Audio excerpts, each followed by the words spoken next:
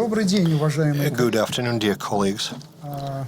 Я рад приветствовать всех. I'm happy to welcome you all, to all our guests who came to hear this session dedicated to university in the times of changes. Стилистики и содержания. So the contribution of a university in development of city regional countries. So we can further extend on the scale.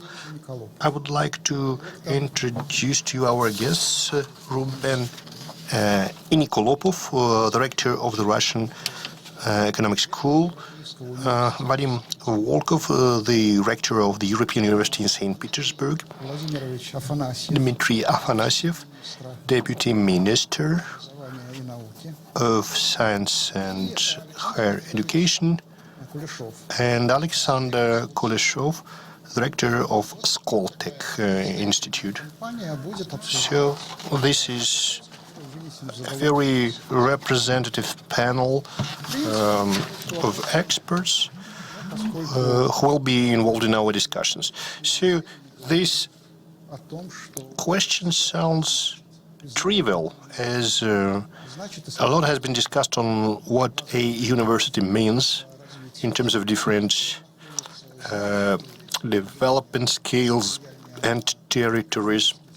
It influences on how it influences economic, social, and cultural trends in today's world.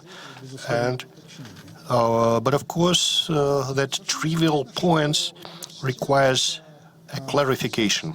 It's obvious that a university is a historical community which, for at least 2 recent millenniums, influenced skills and trends we named,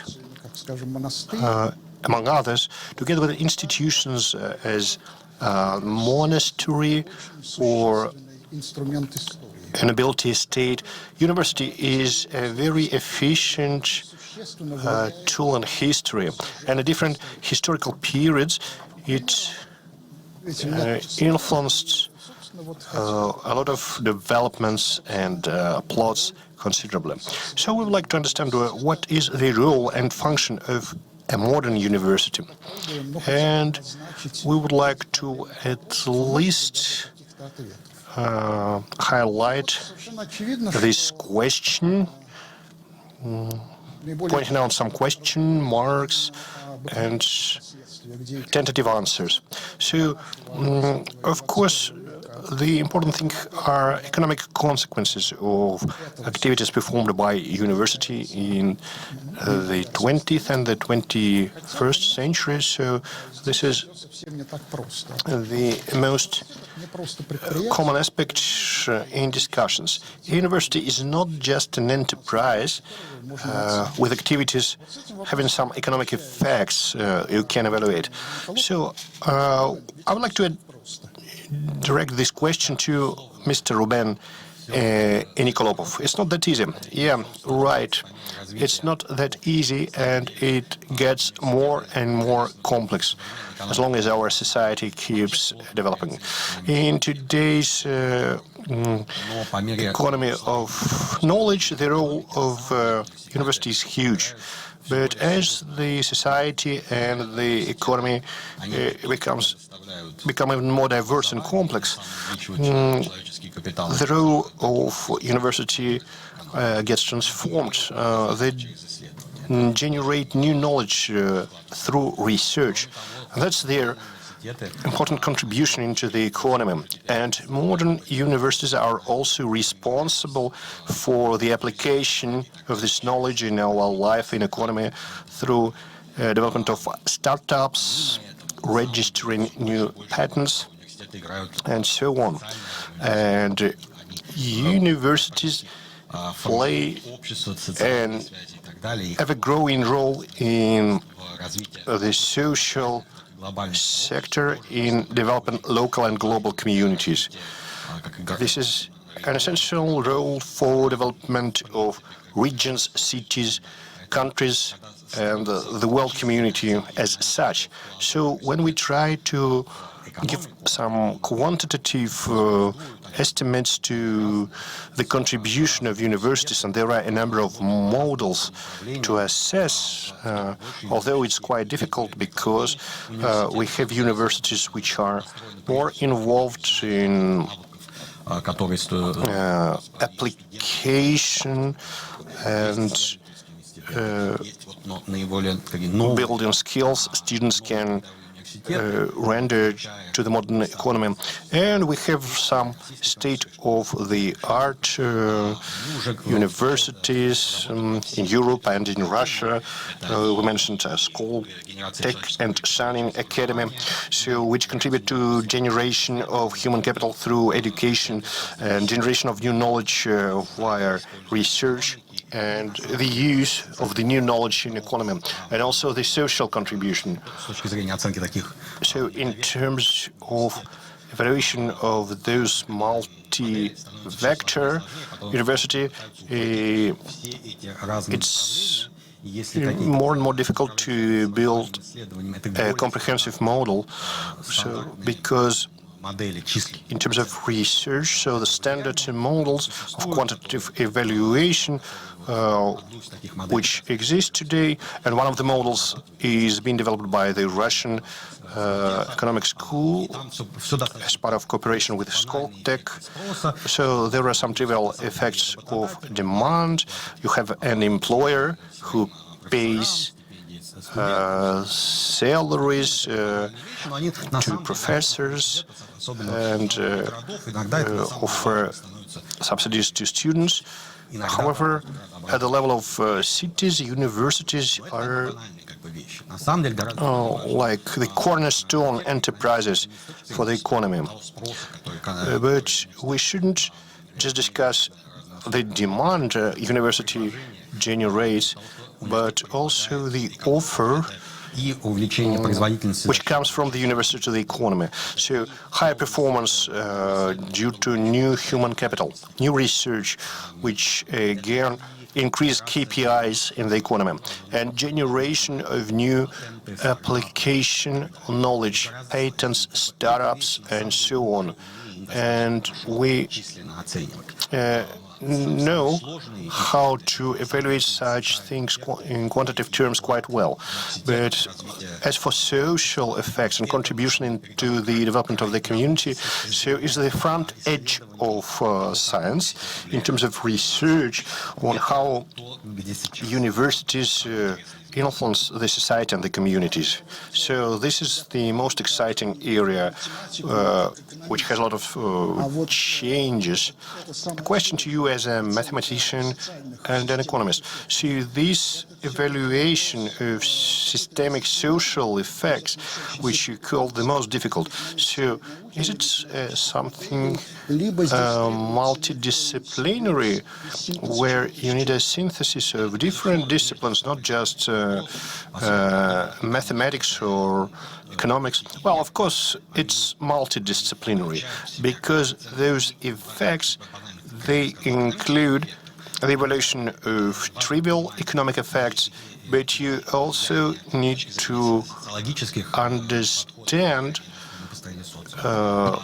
its contribution in terms of social sciences for building up the socium. Without correct evaluation of knowledge generated by university, it's not quite possible. Yes, such evaluation is highly multidisciplinary. So, and the front edge of our science becomes multidisciplinary as far as our society keeps evolving. So, but this approach is, of course, getting more and more complex. Then, thank you very much. Now, a question to Vadim Viktorovich. Vadim. So, unlike Ruben, we represent universities focused on social sciences and humanities. And obviously, the role of a university and its influence keeps growing, and we see it even within the horizon of 5 to 10 years, which is insignificant in terms of history. If we would compare it to the situation we used to have back in the 90s, so the influence and its scale changes. My question is, where is the trend going to? What's the ambition of a modern university in terms of limits a university and its influence can reach? So how would you evaluate a potential answer to those questions? Thank you, Sergey. In my opinion, in recent 50 to 100 years, and especially in recent 10 to 15 years, governments and businesses try to do one thing to the universities. They try to keep them down to the earth, and they manage to do it. Why? Because a university is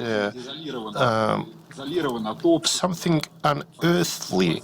It's like a quasi-monastery, which should be isolated from the society, where people produce something lofty, something universal. They use scientific methods, so they discover the truth, and they learn how to be isolated from the external influences. And then they come to contact the world and try to share with the world something new. So the model based on Humboldt's university, which focuses on science development, but as long as the academic capitalism and academic socialism were developing, the trend was to keep the universities down to the earth, to try to make it responsible for commercialization of the ideas the university produced. So you need to prove you are helpful and useful. You need to be involved in the life of a city or a university. But those initially were not the ambitions of a university. Those were the ambitions of the external world and the sponsors, or those who pay less money but keep saying that universities need to make money. So this is like a neoliberalism. When you compare a university to a firm who needs to prove its performance, although university is an institution with a mission. And in my opinion, in the Russian context, I keep thinking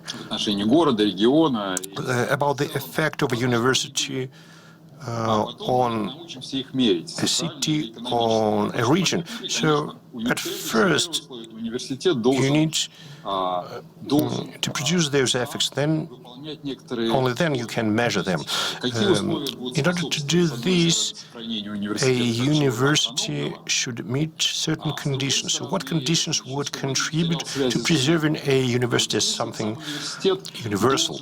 And you need to encourage its close links to a reality. On the one hand, a university needs to do what it's required to, and Alexander probably knows it, that a university is required to be involved in developing innovation, in launching new startups.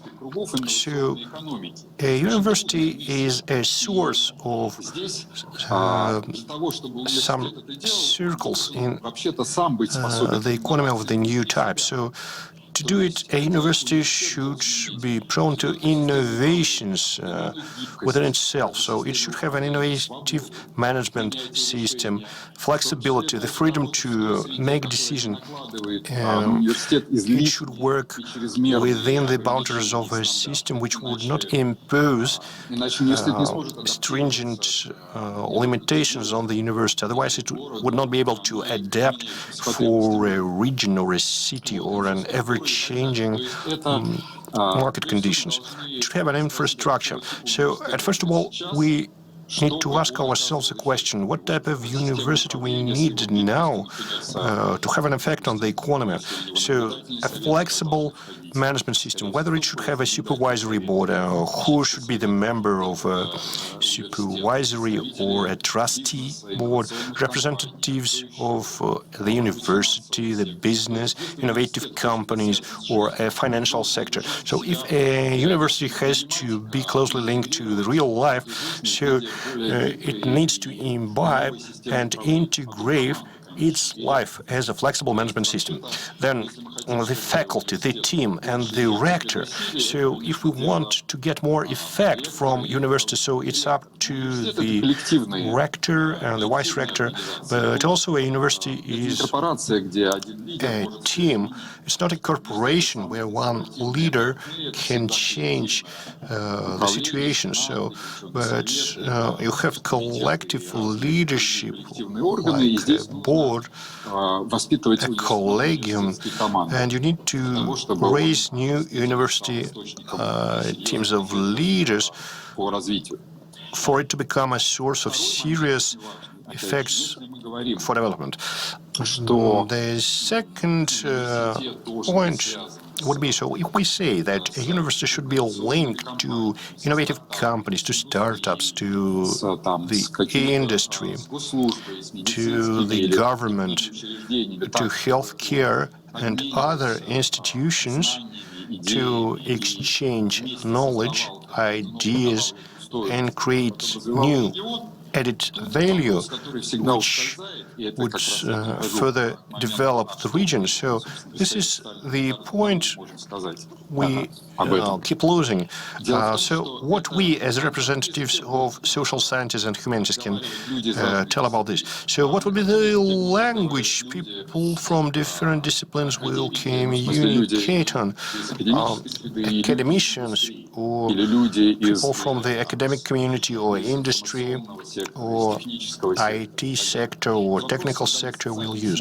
So this is about building social networks or communication spaces where people would meet together without being scared of each other. And we have a great shortage of such spaces because scientists are locked up in their own shells, like business people, municipal or regional government officials, and we don't have common forms of life.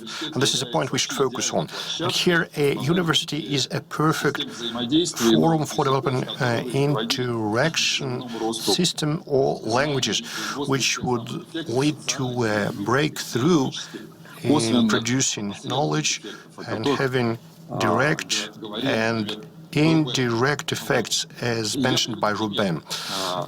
I would like to give you an example, which can be the case in the north of Russia, in Siberia, sustainable development and climate, so global warming.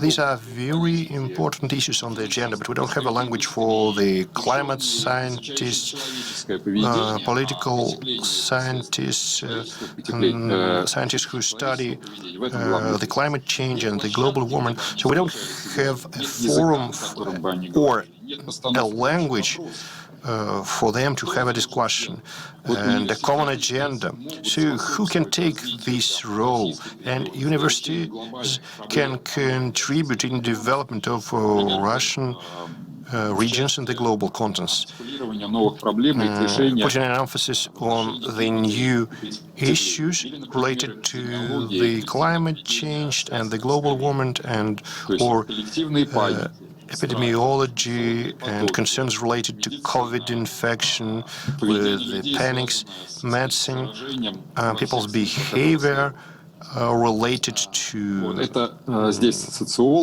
getting the infection, and social scientists, medical professionals, they don't interact with each other. In order to achieve this goal, a university should provide an opportunity for such people to get together, so like representatives of the humanities, behaviorists who focus on social behavior, people who study microorganisms, data scientists, and so on. So, in brief, a university is a place where new communities can get crystallized. And the last point, so Russia is a post-imperial space with many languages, many ethnic groups, and you cannot measure the social effects of a university. However, a university is a place which produced a polyethnic elite. I don't know any other place for this. Спасибо большое, Вадим. Thank you so much, Vadim. Этот момент, связанный с... Вообще очень сложно определить It's extremely difficult to draw a line культурной системы between, or to define the borders of that social economic system that the university projects being part of that system. How can you assess the scale? ждать от университетов. Там. What can you expect from the university in the near term Вот у меня or in the longer term? That's my question to Dmitry. Дмитрий, вот все-таки Dmitry Afanasiev, в чем Deputy Minister. с двух точек зрения? Вот So there are two perspectives. You're an expert. как человек, который понимает, много чего You понимает. understand a lot about universities. You have vast experience in that. And your team has a lot of experience. Ну, более институционального подхода. And if we look at it from an institutional perspective, В этом смысле what does the ministry expect from the universities in general? They could be big, small universities. They could be regional, federal level. может быть, в этом Maybe there is a line еще как-то in that. первое, где So my first question is, перспективы влияния университета на широкие how концепции can universities impact our economic life заключается роль and регулятора. open up new economic prospects? And my second question is, how can you stimulate universities to produce such an impact? Well, I'll try to wear two hats, as you asked me to do. First is an expert, and then as a regulator. So I'd like to follow up on what my colleagues brought up. They said it's extremely difficult to measure the input of universities. There are a lot of methodologies over the past 50 years. Different metrics are on the list, but there is no universally accepted methodology here in Russia or abroad. But again, we try to bring in more and more factors and drivers, but just to add another level of complexity. So what is the time horizon that we measure? Well, we can look at the payroll, we can look at the revenue, we can look at taxes. But how can we measure economic effects over decades? So if we add this new layer, I mean time, it makes things really difficult. So what about impact on the environment? Has the university created the critical mass of human capital that would then bring about systemic effects in the region or in the macro region or in the country in general? So currently we have different models of universities that are in competition. There are global universities. There are national leaders in research. There are universities which focus on just hands-on practical research. There are purely educational establishments that operate at the regional level. So having one-size-fits-all model is really challenging. You need to have a lot of public debate before you can get one. So how can we get this measure of impact. We really need it, actually. People often expect private and government contribution to science and research, but how do we measure it?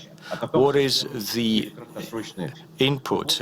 What is the output? What is the longer-term effect? From the managerial point of view, well, we cannot, as a regulator, we can't really say, oh, it's difficult, we won't be able to do it. Sorry.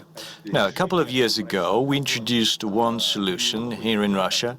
We used to monitor the efficiency of the operations of a university. We used a methodology. We gathered all the information about the different aspects of universities' operations, innovations, research, training. We had some KPIs, 7 in the latest edition, and then we got the final score. And based on that, we took certain decisions. Some education establishments were ranked as inefficient. We took sanctions. Some of them were liquidated, stripped of licenses, and so on. But the problem is that this network of educational establishments is so diverse, so wide. And second, since we live in a time of change, you cannot really say that one specific model could be the recipe for success for the next 5 years, not to mention even a longer period. So currently, we're moving away from administrative assessments, simple criteria-based assessments, to reputation-based assessments. And we have a goal. We need to have a professional expert ranking, which would be run not by government, but by an expert community. It needs to cover the entire network. It also needs to take into account different focus, different curricula, different models. So we'll use the 3-mission concept or the Moscow ranking. So the leading association of Russia's universities agreed to fine-tune this methodology. It's a different methodology. It's not about the methodology used by the minister. No, it will be not an administrative one, but it will be driven by the public, driven by the experts. And I really support the idea of platforms. Experts need to come together at the level of universities. These are platforms. You could use econometric research and quality analysis, because you can't always rely on quantitative analysis. So this is an ideal concept, in a way, we understand this, but we'll try to come up with a tool, with a dashboard that will definitely take into account the uncertainty of the future and the diversity of university models, because we don't know which model will be in demand going forward. And at the same time, it will be a flexible model. It will be able to change, adapt, because we live in a time to change. One model could be not viable, cannot be inefficient if times change. But if there are many models which are in competition at different levels, it implies that some of them are more efficient, some are more successful. Should things change? Should these changes continue? Like one of the examples is the new program that will be launched as part of the national project on universities and research. It used to be called Strategic Academic Leadership. Right now it has a new branded name, Priority 2030, and we got a gift actually on December the 31st. It's a 10-year program, and it was endorsed by the government. So the government gave the go-ahead for it. So one of the provisions is to draft and implement a list of KPIs for universities that would be supported by this Priority 2030 program. So starting from since June, we've been continuing to discuss with the expert community which of the indicators, which KPIs could be applied to those 100 top 120 universities out of 724 that will take part in that program. So it will not be a universal criteria. It will be criteria that will be applied to the top 100, top 120. So we believe we'll have national leaders of research and academia out of those top 100, top 120. So I believe it's great. It's a great example when the expert community assumes certain responsibilities and certain criteria. It doesn't mean that they have to do it on their own. No, we'll have external stakeholders. I mean, it's the business community, it's the government itself that definitely has its own list of priorities, including regional civil society. Because these universities will be embedded in the regional development strategies. So going back to my original argument, we cannot build this model in isolation, just on paper, even if it's from the office of the Ministry of Education, Higher Education and Research. No, this is a consensus-based, comprehensive project that we'd like to finalize. By March the 1st, we should be able to roll it out. It will be definitely some kind of compromise.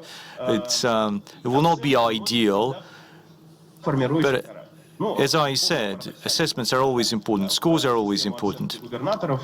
You remember that governors were once ranked by the average score of standardized exams in that particular region.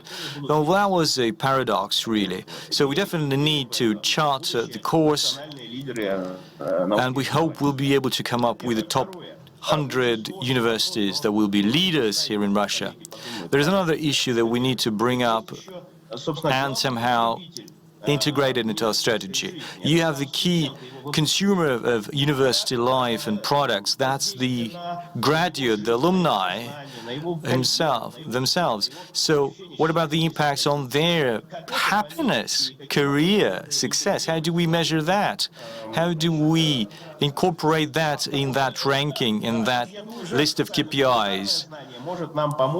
So I hope that humanities could help us to do that.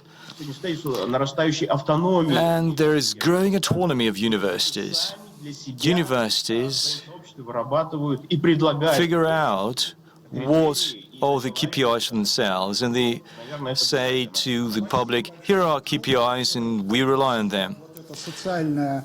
Indeed, we are seeing the social dimension of university life, and I have a question to Mr. Kuleshov, to our fourth panelist. So from what we heard previously, Mr. Kuleshov, university is not just something that academia regulates itself, and it's not just important for the academia itself. Universities have an impact on a much broader impact on our social economic life.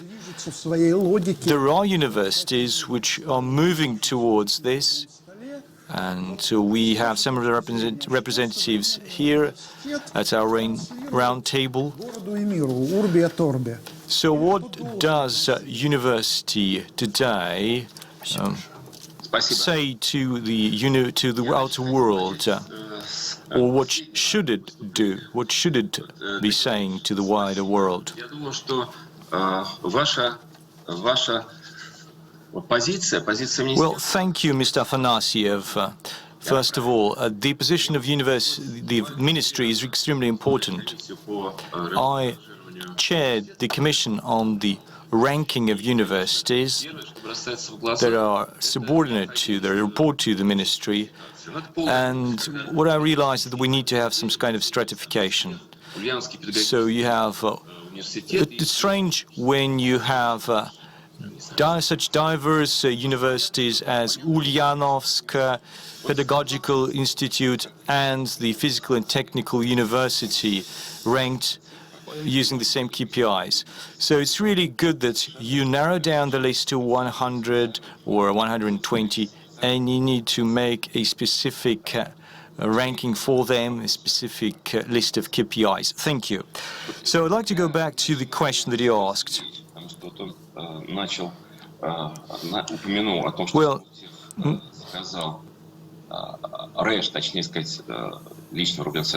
Mr. Enikolopov mentioned that the new economic school commissioned an impact assessment. Currently, we have our strategic blueprint for the next 5 years. We understand that the KPIs that are not measured using numbers don't really matter, don't really make sense. We need to be able to quantify the impact of universities, for example, Skoltech, on the country's economy. And we asked New Economic School as the most qualified institution, we're really close in spirit to it, we believe this is the most qualified team, to do that job. Well, I could have a longer-term goal,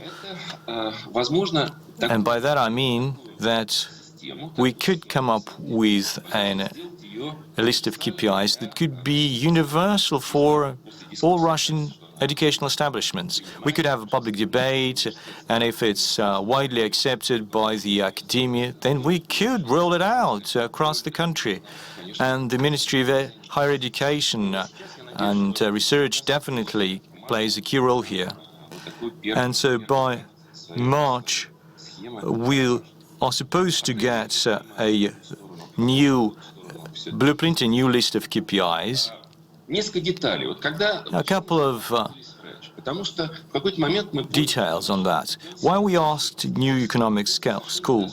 At a certain point, we realized that we at Skoltech, we don't have the right competence.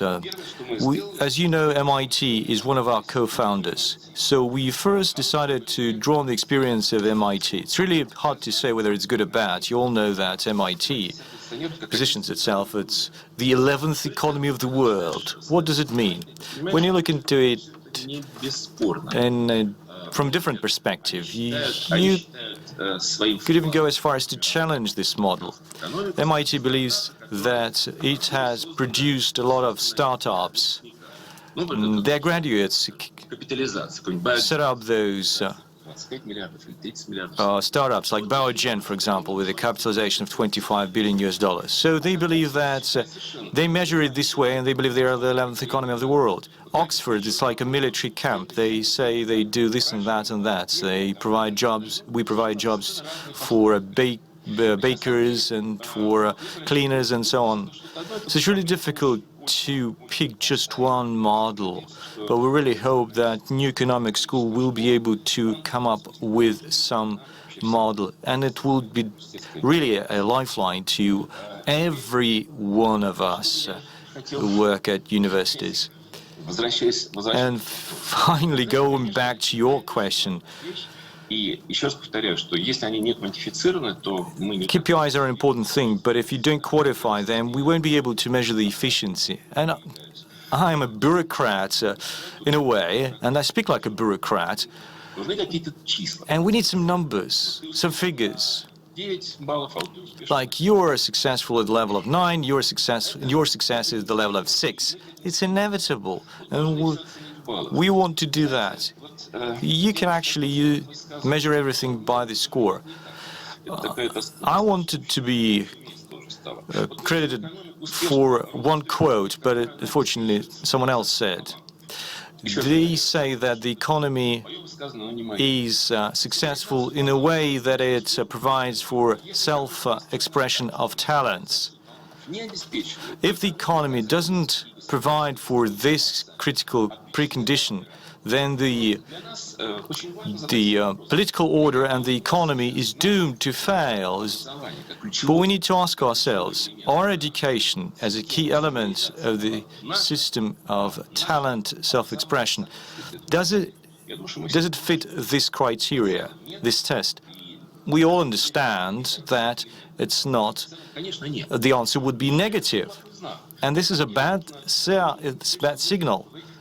These are the categories we need to think in. The number of startups, the number of revenue, the number of venture capital, the web of science and quotes and references. It's all important. But the foundation is what I just said. Self-expression of talents.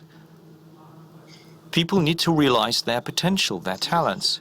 It's impossible, though, without classic university education, without classic university freedoms. Academic freedoms need to be interpreted in a broad sense of this word. You need to be able to speak out. It's all about independence, self-respect. Academic freedoms is a broad concept, but without it, you can't achieve any kind of success.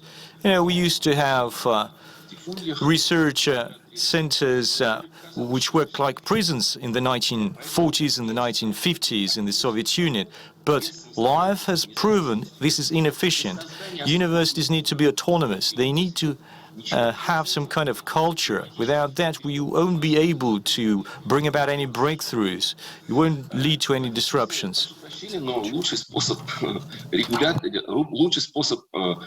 So the best way to regulate it is not to regulate it at all, not to use any administrative leverage. But again, I understand it's a provocative statement. But as for academic freedoms, I absolutely believe that this is a must. Without that, no talents would be able to express themselves.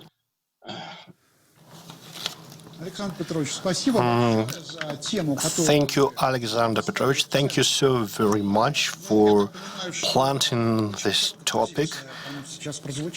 And I realized that your position was very clear, that in the middle of all those stories about the new and old role of the university, so as Alexander said, it's the topic of academic sovereignty and revealing the talents. Well, the success is impossible without it. And so nightingales do not sing inside a cage. Well, clear. A question to all our panelists, to representatives of the university and the government. So every now and then we would have initiatives on university partnerships, different types of cooperation or network programs, different forms of interaction, and our panelists, rectors of the universities, and also, as Dmitry Vladimirovich knows, so they are discussing different formats for bringing each other closer. So what should be in the core of in the center of those partnerships? So, as it was correctly mentioned, universities differ in scale, in their focus, in discipline range, but what's the backbone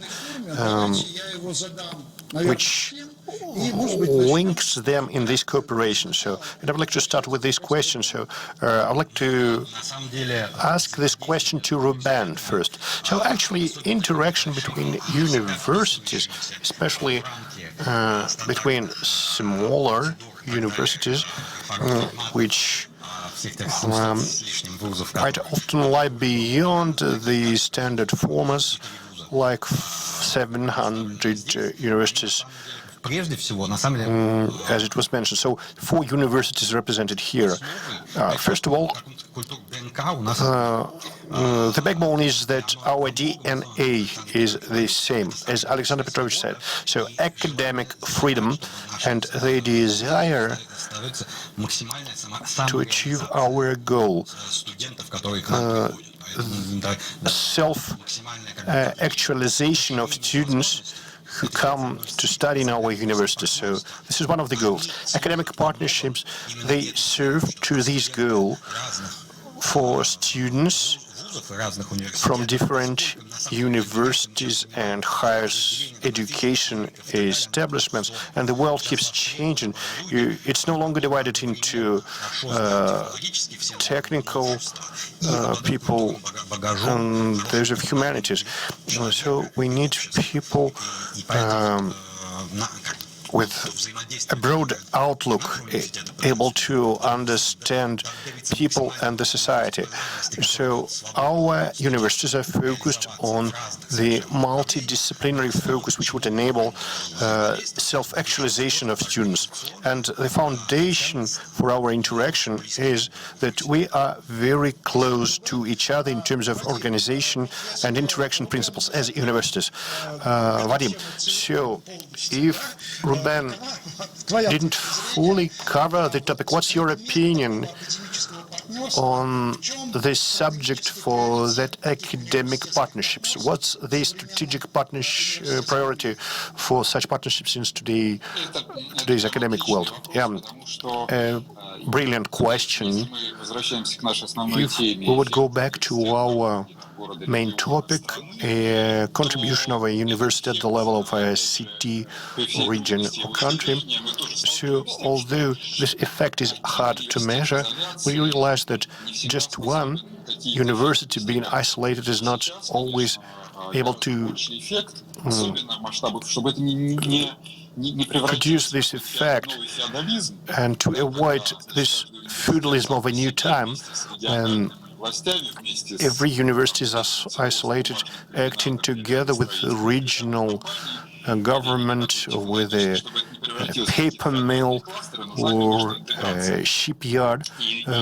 So it needs integration, and universities get much stronger when they find complementary areas where they can enrich each other, producing intra-university project together with trans-regional companies. In recent 50 or 100 years, university were the main driving power for intra-regionalization, and I was following Dmitry Vladimirovich, who was always involved in discussions of the program, which is now called Priority 2030, and it contains administrative and financial incentives for building up partnerships between universities and academic institutions. And other programs which link universities and subjects of certain industries. So this is the correct policy. However, there is a competition between public sector universities because funding is limited, and there is a difficult choice between competition and cooperation.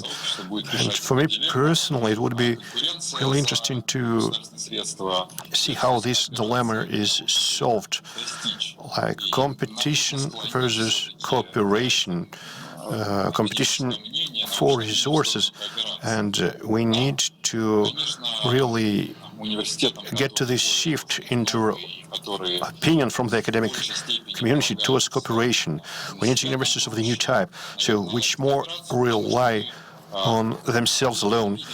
And it's easier for us to identify the benefits from the cooperation. So when we get closer the universities of the new type in order to broaden the scope of choice of selection for our students, for our researchers, and introduce the interdisciplinary aspect benefiting from our strong points. So the classical association. So that's why here we understand that universities, well, will be based on the same logics.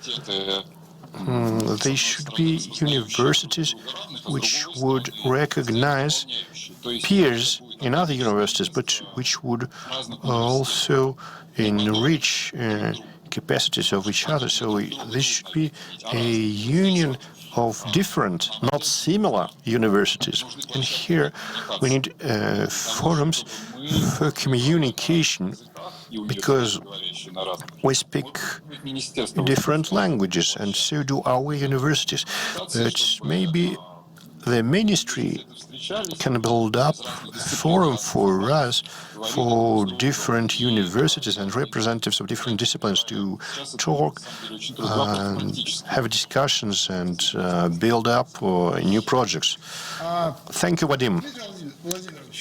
Dmitry Vladimirovich, a question to you, the same question to you, but it would be even more exciting for me to ask it to you as a representative of the respective institutions. What is the point in the university cooperation, and what are the strategic priorities in your opinion? I would start from students, not from the organization. So first of all, we need to enrich the experience of a student, experience he gains through the learning processes, and the more frequent we urge the students to proactively make the choice and select a proactive path in a reasoned way. So the more we place a student in such a situation, so the better we prepare him for the ever-changing reality of the future. Building up the cooperation chains and the network structures, we promote enriching experience and maintaining motivation, putting the student into this position of a proactive choice. So that's one of the priorities. And as for the organization, it's even more exciting, because working on restructuring of the national project of education and science, and starting the model on universities. So there was one project approved on integration. It has clearly stipulated trends for integration between education and science, cooperation with the real-life sector, also cooperation processes in education, development of R&D centers, regional and world level, and so on. So we are upscaling this goal at the level of a federal national project, and the further goal is cultural to transform this feudal mindset, as Vladimir Viktorovich said, and regulate the regulatory context. We need to remove the barriers. The two goals are equally challenging on the cultural and regulatory side, and also incentives. So we need to remove the barriers which prevent us from free interaction in building up educational programs and projects. So this is the program our ministry will focus on. So at least this is our position for today. And Alexander Petrovich, so I would like you to wrap up your personal opinion. В смысле, вы ее уже высказали. Well, you shared your opinion with us, but maybe you add something to your vision on what's the strategic priority in the interaction between universities in today's world. Well, I want to add something. You know, in the Soviet Union and in Russia, maybe it's a national trait, or maybe this is the legacy of the communism. So all cooperation models would eventually end up in nothing. Everyone wants to work in his own garden. Well, and I know this for sure. And we need to get away from this. Cooperation is really needed. I was not authorized, so we have 4 rectors attended the panel, and we are practically discussing creating an association. Well, an association of a certain type. Let's see what's the outcome, but the point why we are limited by this micro club. Well, it's clear, because we want to support academic freedoms and build up a new university culture. So we are following the same trend. Our disciplines and topics are different, but there is an intersection. Ruben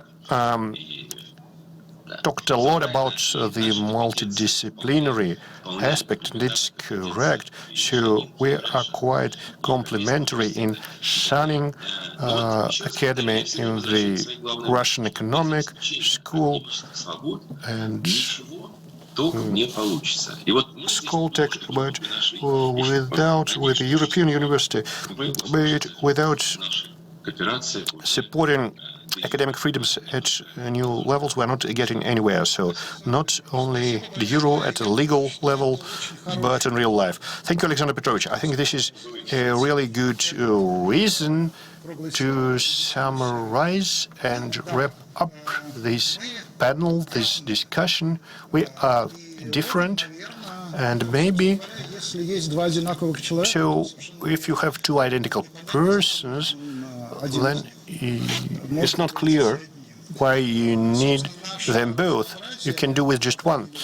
And the diversity of people present in the studio actually they define the prospects for our interaction in a network context or otherwise.